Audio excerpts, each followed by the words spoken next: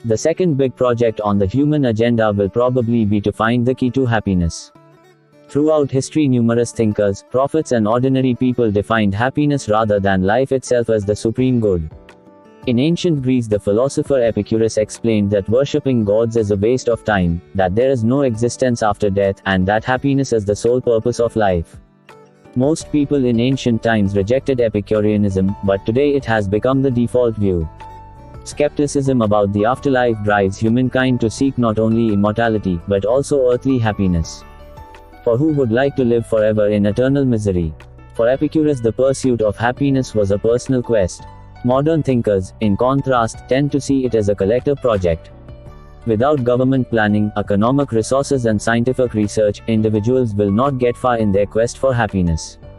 If your country is torn apart by war, if the economy is in crisis, and if healthcare is non-existent, you are likely to be miserable. At the end of the 18th century, the British philosopher Jeremy Bentham declared that the supreme good is the greatest happiness of the greatest number, and concluded that the sole worthy aim of the state, the market, and the scientific community is to increase global happiness. Politicians should make peace, business people should foster prosperity, and scholars should study nature, not for the greater glory of king, country, or God, but so that you and I could enjoy a happier life. During the 19th and 20th centuries, although many paid lip service to Bentham's vision, governments, corporations, and laboratories focused on more immediate and well-defined aims. Countries measured their success by the size of their territory, the increase in their population, and the growth of their GDP, not by the happiness of their citizens. Industrialized nations such as Germany, France, and Japan established gigantic systems of education, health, and welfare, yet these systems were aimed to strengthen the nation rather than ensure individual well-being. Schools were founded to produce skillful and obedient citizens who would serve the nation loyally. At 18, youths needed to be not only patriotic but also literate, so that they could read the brigadier's order of the day and draw up tomorrow's battle plans. They had to know mathematics in order to calculate the shell's trajectory or crack the enemy's secret code.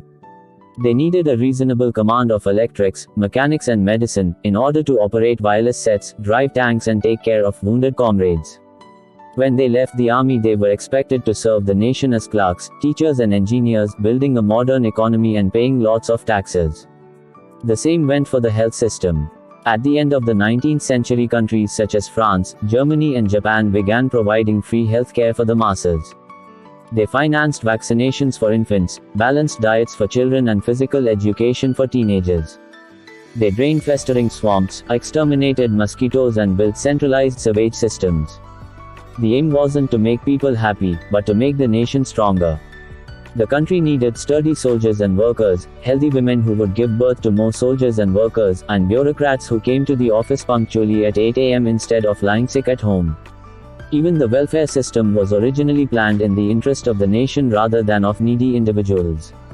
When Otto von Bismarck pioneered state pensions and social security in late 19th century Germany, his chief aim was to ensure the loyalty of the citizens rather than to increase their well-being. You fought for your country when you were 18. And paid your taxes when you were 40, because you counted on the state to take care of you when you were 70.30. In 1776, the founding fathers of the United States established the right to the pursuit of happiness as one of 3 unalienable human rights, alongside the right to life and the right to liberty. It's important to note, however, that the American Declaration of Independence guaranteed the right to the pursuit of happiness, not the right to happiness itself. Crucially, Thomas Jefferson did not make the state responsible for its citizens' happiness. Rather, he sought only to limit the power of the state. The idea was to reserve for individuals a private sphere of choice, free from state supervision. If I think I'll be happier marrying John rather than Mary, living in San Francisco rather than Salt Lake City, and working as a bartender rather than a dairy farmer, then it's my right to pursue happiness my way, and the state shouldn't intervene even if I make the wrong choice. Yet over the last few decades the tables have turned, and Bentham's vision has been taken far more seriously. People increasingly believe that the immense systems established more than a century ago to strengthen the nation should actually serve the happiness and well-being of individual citizens. We are not here to serve the state, it is here to serve us. The right to the pursuit of happiness, originally envisaged as a restraint on state power, has imperceptibly morphed into the right to happiness, as if human beings have a natural right to be happy, and anything which makes us dissatisfied is a violation of our basic human rights, so the state should do something about it. In the 20th century, per capita GDP was perhaps the supreme yardstick for evaluating national success. From this perspective, Singapore, each of whose citizens produces on average $56,000 worth of goods and services a year, is a more successful country than Costa Rica, whose citizens produce only $14,000 a year. But nowadays thinkers, politicians and even economists are calling to supplement or even replace GDP with GDH, gross domestic happiness. After all, what do people want? They don't want to produce. They want to be happy. Production is important because it provides the material basis for happiness. But it is only the means, not the end. In one survey after another, Costa Ricans report far higher levels of life satisfaction than Singaporeans. Would you rather be a highly productive but dissatisfied Singaporean, or a less productive but satisfied Costa Rican? This kind of logic might drive humankind to make happiness its second main goal for the 21st century. At first glance, this might seem a relatively easy project. If famine, plague and war are disappearing, if humankind experiences unprecedented peace and prosperity, and if life expectancy increases dramatically, surely all that will make humans happy, right? Wrong. When Epicurus defined happiness as the supreme good, he warned his disciples that it is hard work to be happy. Material achievements alone will not satisfy us for long. Indeed, the blind pursuit of money, fame and pleasure will only make us miserable. Epicurus recommended, for example, to eat and drink in moderation, and to curb one's sexual appetites. In the long run, a deep friendship will make us more content than a frenzied orgy. Epicurus outlined an entire ethic of do's and don'ts to guide people along the treacherous path to happiness. Epicurus was apparently onto something. Being happy doesn't come easy. Despite our unprecedented achievements in the last few decades, it is far from obvious that contemporary people are significantly more satisfied than their ancestors in bygone years. Indeed, it is an ominous sign that despite higher prosperity, comfort and security, the rate of suicide in the developed world is also much higher than in traditional societies. In Peru, Guatemala, the Philippines and Albania, developing countries suffering from poverty and political instability, about 1 person in 100,000 commits suicide each year. In rich and peaceful countries such as Switzerland, France, Japan and New Zealand, 25 people per 100,000 take their own lives annually. In 1985, most South Koreans were poor, uneducated and tradition-bound, living under an authoritarian dictatorship.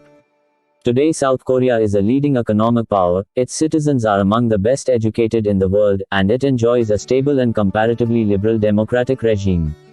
Yet whereas in 1985 about 9 South Koreans per 100,000 killed themselves, today the annual rate of suicide has more than tripled to 30 per 100,000.31. There are of course opposite and far more encouraging trends.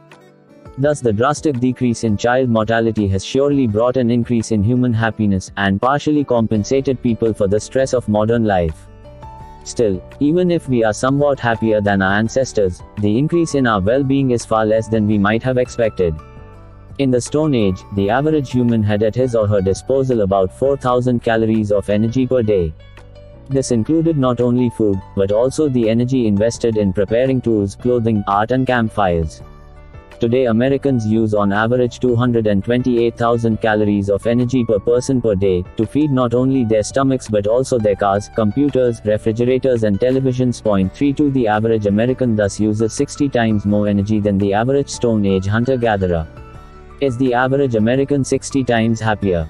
We may well be skeptical about such rosy views. And even if we have overcome many of yesterday's miseries, attaining positive happiness may be far more difficult than abolishing downright suffering. It took just a piece of bread to make a starving medieval peasant joyful. How do you bring joy to a bored, overpaid and overweight engineer? The second half of the 20th century was a golden age for the USA.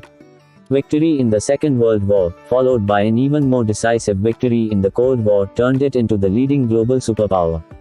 Between 1950 and 2000, American GDP grew from $2 trillion to $12 trillion. Real per capita income doubled. The newly invented contraceptive pill made sex freer than ever. Women, gays, African Americans and other minorities finally got a bigger slice of the American pie.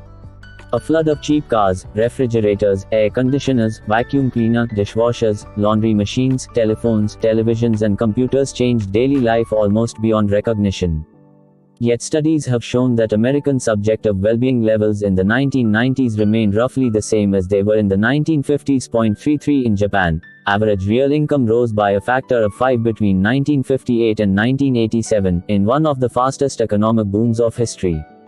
This avalanche of wealth, coupled with myriad positive and negative changes in Japanese lifestyles and social relations, had surprisingly little impact on Japanese subjective well-being levels. The Japanese in the 1990s were as satisfied, or dissatisfied, as they were in the 1950s. 34 It appears that our happiness bangs against some mysterious glass ceiling that does not allow it to grow despite all our unprecedented accomplishments.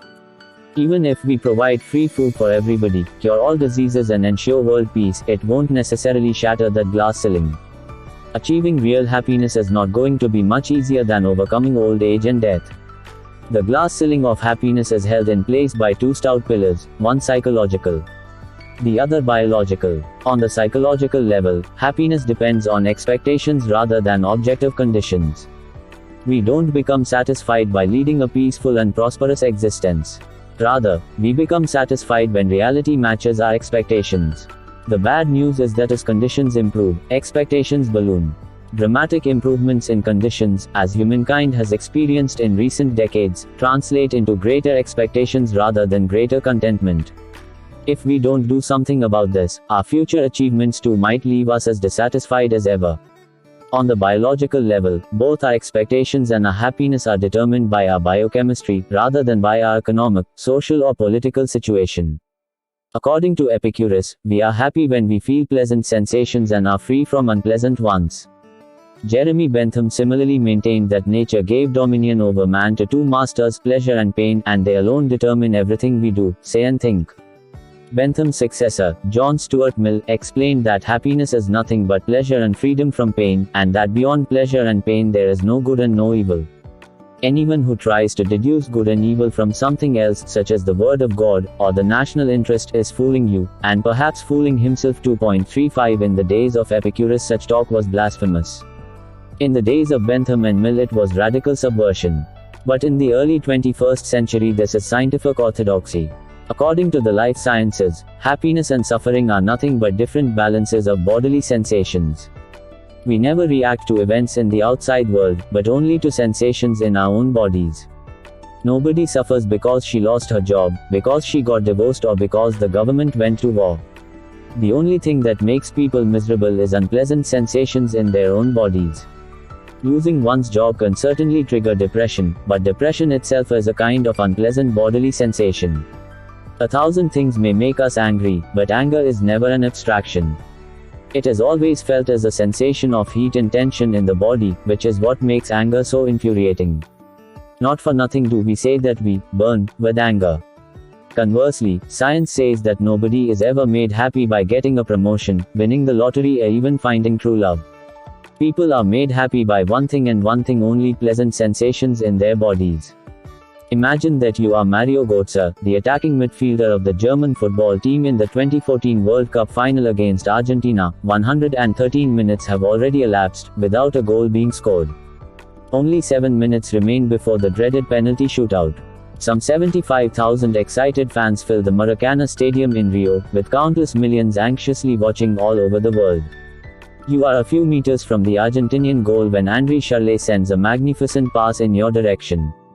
You stop the ball with your chest, it drops down towards your leg, you give it a kick in mid-air, and you see it fly past the Argentinian goalkeeper and bury itself deep inside the net. Goal. The stadium erupts like a volcano. Tens of thousands of people roar like mad, your teammates are racing to hug and kiss you. Millions of people back home in Berlin and Munich collapse in tears before the television screen. You are ecstatic, but not because of the ball in the Argentinian net or the celebrations going on in cramped Bavarian biergartens. You are actually reacting to the storm of sensations within you. Chills run up and down your spine, waves of electricity wash over your body, and it feels as if you are dissolving into millions of exploding energy balls. You don't have to score the winning goal in the World Cup final to feel such sensations. If you receive an unexpected promotion at work, and start jumping for joy, you are reacting to the same kind of sensations. The deeper parts of your mind know nothing about football or about jobs. They know only sensations. If you get a promotion, but for some reason don't feel any pleasant sensations, you will not feel satisfied. The opposite is also true. If you have just been fired or lost a decisive football match but you are experiencing very pleasant sensations, perhaps because you popped some pill, you might still feel on top of the world. The bad news is that pleasant sensations quickly subside and sooner or later turn into unpleasant ones. Even scoring the winning goal in the World Cup final doesn't guarantee lifelong bliss. In fact, it might all be downhill from there. Similarly, if last year I received an unexpected promotion at work, I might still be occupying that new position, but the very pleasant sensations I experienced on hearing the news disappeared within hours. If I want to feel those wonderful sensations again, I must get another promotion. And another. And if I don't get a promotion, I might end up far more bitter and angry than if I had remained a humble pawn. This is all the fault of evolution. For countless generations our biochemical system adapted to increasing our chances of survival and reproduction, not our happiness. The biochemical system rewards actions conducive to survival and reproduction with pleasant sensations. But these are only an ephemeral sales gimmick. We struggle to get food and mates in order to avoid unpleasant sensations of hunger and to enjoy pleasing tastes and blissful orgasms. But nice tastes and blissful orgasms don't last very long, and if we want to feel them again we have to go out looking for more food and mates. What might have happened if a rare mutation had created a squirrel who, after eating a single nut, enjoys an everlasting sensation of bliss? Technically, this could actually be done by rewiring the squirrel's brain. Who knows, perhaps it really happened to some lucky squirrel millions of years ago. But if so, that squirrel enjoyed an extremely happy and extremely short life, and that was the end of the rare mutation. For the blissful squirrel would not have bothered to look for more nuts, let alone mates. The rival squirrels, who felt hungry again 5 minutes after eating a nut, had much better chances of surviving and passing their genes to the next generation. For exactly the same reason, the nuts we humans seek to gather, lucrative jobs, big houses, good-looking partners, seldom satisfy us for long. Some may say that this is not so bad, because it isn't the goal that makes us happy, it's the journey. Climbing Mount Everest is more satisfying than standing at the top, flirting and foreplay are more exciting than having an orgasm, and conducting groundbreaking lab experiments is more interesting than receiving praise and prizes. Yet this hardly changes the picture. It just indicates that evolution controls us with a broad range of pleasures. Sometimes it seduces us with sensations of bliss and tranquility, while on other occasions it goads us forward with thrilling sensations of elation and excitement. When an animal is looking for something that increases its chances of survival and reproduction, e.g. food, partners or social status, the brain produces sensations of alertness and excitement, which drive the animal to make even greater efforts because they are so very agreeable. In a famous experiment, scientists connected electrodes to the brains of several rats, enabling the animals to create sensations of excitement simply by pressing a pedal. When the rats were given a choice between tasty food and pressing the pedal, they preferred the pedal, much like kids preferring to play video games rather than come down to dinner. The rats pressed the pedal again and again, until they collapsed from hunger and exhaustion. 36 Humans too may prefer the excitement of the race to resting on the laurels of success. Yet what makes the race so attractive is the exhilarating sensations that go along with it. Nobody would have wanted to climb mountains, play video games or go on blind dates if such activities were accompanied solely by unpleasant sensations of stress, despair or boredom. 37 Alas, the exciting sensations of the race are as transient as the blissful sensations of victory. The Don Juan enjoying the thrill of a one-night stand, the businessman enjoying biting his fingernails watching the Dow Jones rise and fall, and the gamer enjoying killing monsters on the computer screen will find no satisfaction remembering yesterday's adventures. Like the rats pressing the pedal again and again, the Don Juans, business tycoons and gamers need a new kick every day. Worse still, here too expectations adapt to conditions, and yesterday's challenges all too quickly become today's tedium. Perhaps the key to happiness is neither the race nor the gold medal, but rather combining the right doses of excitement and tranquility. But most of us tend to jump all the way from stress to boredom and back, remaining as discontented with one as with the other. If science is right and our happiness is determined by our biochemical system, then the only way to ensure lasting contentment is by rigging this system. Forget economic growth, social reforms and political revolutions. In order to raise global happiness levels, we need to manipulate human biochemistry. And this is exactly what we have begun doing over the last few decades. 50 years ago, psychiatric drugs carried a severe stigma. Today, that stigma has been broken. For better or worse, a growing percentage of the population is taking psychiatric medicines on a regular basis, not only to cure debilitating mental illnesses, but also to face more mundane depressions and the occasional blues. For example, increasing numbers of school children take stimulants such as Ritalin. In 2011, 3.5 million American children were taking medications for ADHD, attention deficit hyperactivity disorder. In the UK, the number rose from 92,000 in 1997 to 786,000 in 2012.38. The original aim had been to treat attention disorders, but today completely healthy kids take such medications to improve their performance and live up to the growing expectations of teachers and parents. 39 Many object to this development and argue that the problem lies with the education system rather than with the children.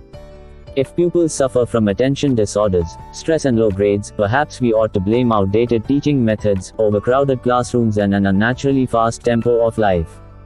Maybe we should modify the schools rather than the kids. It is interesting to see how the arguments have evolved. People have been quarreling about education methods for thousands of years. Whether in ancient China or Victorian Britain, everybody had his or her pet method, and vehemently opposed all alternatives. Yet hitherto everybody still agreed on one thing: in order to improve education, we need to change the schools. Today, for the first time in history, at least some people think it would be more efficient to change the pupils' biochemistry. 40 Armies are heading the same way. 12% of American soldiers in Iraq and 17% of American soldiers in Afghanistan took either sleeping pills or antidepressants to help them deal with the pressure and distress of war. Fear, depression and trauma are not caused by shells, booby traps or car bombs. They are caused by hormones, neurotransmitters and neural networks. Two soldiers may find themselves shoulder to shoulder in the same ambush. One will freeze in terror, lose his wits and suffer from nightmares for years after the event. The other will charge forward courageously and win a medal. The difference is in the soldier's biochemistry, and if we find ways to control it, we will at one stroke produce both happier soldiers and more efficient armies. 41 The biochemical pursuit of happiness is also the #1 cause of crime in the world. In 2009, half of the inmates in US federal prisons got there because of drugs. 38% of Italian prisoners were convicted of drug-related offenses. 55% of inmates in the UK reported that they committed their crimes in connection with either consuming or trading drugs. A 2001 report found that 62% of Australian convicts were under the influence of drugs when committing the crime for which they were incarcerated. 42 People drink alcohol to forget, they smoke pot to feel peaceful, they take cocaine and methamphetamines to be sharp and confident, whereas ecstasy provides ecstatic sensations and LSD sends you to meet Lucy in the sky with diamonds. What some people hope to get by studying, working or raising a family, others try to obtain far more easily through the right dosage of molecules. This is an existential threat to the social and economic order, which is why countries wage a stubborn, bloody and hopeless war on biochemical crime. The state hopes to regulate the biochemical pursuit of happiness, separating bad manipulations from good ones. The principle is clear: biochemical manipulations that strengthen political stability, social order and economic growth are allowed and even encouraged, e.g. those that calm hyperactive kids in school, or drive anxious soldiers forward into battle. Manipulations that threaten stability and growth are banned. But each year new drugs are born in the research labs of universities, pharmaceutical companies and criminal organizations, and the needs of the state and the market also keep changing. As the biochemical pursuit of happiness accelerates, so it will reshape politics, society and economics, and it will become ever harder to bring it under control. And drugs are just the beginning. In research labs, experts are already working on more sophisticated ways of manipulating human biochemistry, such as sending direct electrical stimuli to appropriate spots in the brain, or genetically engineering the blueprints of our bodies. No matter the exact method, gaining happiness through biological manipulation won't be easy, for it requires altering the fundamental patterns of life. But then it wasn't easy to overcome famine, plague and war either. It is far from certain that humankind should invest so much effort in the biochemical pursuit of happiness. Some would argue that happiness simply isn't important enough, and that it is misguided to regard individual satisfaction as the highest aim of human society. Others may agree that happiness is indeed the supreme good, yet would take issue with the biological definition of happiness as the experience of pleasant sensations. Some 2,300 years ago, Epicurus warned his disciples that a moderate pursuit of pleasure is likely to make them miserable rather than happy. A couple of centuries earlier, Buddha had made an even more radical claim, teaching that the pursuit of pleasant sensations is in fact the very root of suffering. Such sensations are just ephemeral and meaningless vibrations. Even when we experience them, we don't react to them with contentment, rather, we just crave for more. Hence, no matter how many blissful or exciting sensations I may experience, they will never satisfy me. If I identify happiness with fleeting pleasant sensations, and crave to experience more and more of them, I have no choice but to pursue them constantly. When I finally get them, they quickly disappear, and because the mere memory of past pleasures will not satisfy me, I have to start all over again. Even if I continue this pursuit for decades, it will never bring me any lasting achievement. On the contrary, the more I crave these pleasant sensations, the more stressed and dissatisfied I will become. To attain real happiness, humans need to slow down the pursuit of pleasant sensations, not accelerate it. This Buddhist view of happiness has a lot in common with the biochemical view. Both agree that pleasant sensations disappear as fast as they arise, and that as long as people crave pleasant sensations without actually experiencing them, they remain dissatisfied. However, this problem has two very different solutions. The biochemical solution is to develop products and treatments that will provide humans with an unending stream of pleasant sensations, so we will never be without them. The Buddha's suggestion was to reduce our craving for pleasant sensations, and not allow them to control our lives.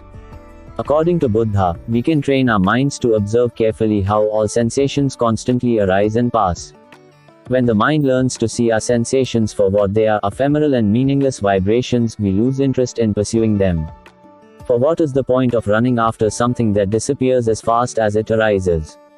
At present, humankind has far greater interest in the biochemical solution. No matter what monks in their Himalayan caves or philosophers in their ivory towers say, for the capitalist juggernaut, happiness is pleasure. Period. With each passing year, our tolerance for unpleasant sensations decreases, and our craving for pleasant sensations increases.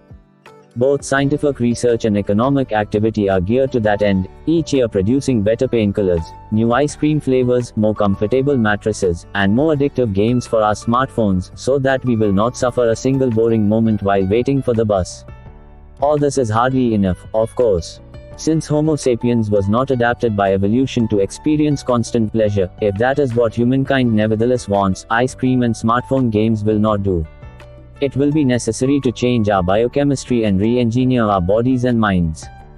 So we are working on that. You may debate whether it is good or bad, but it seems that the second great project of the 21st century to ensure global happiness will involve re-engineering Homo sapiens so that it can enjoy everlasting pleasure.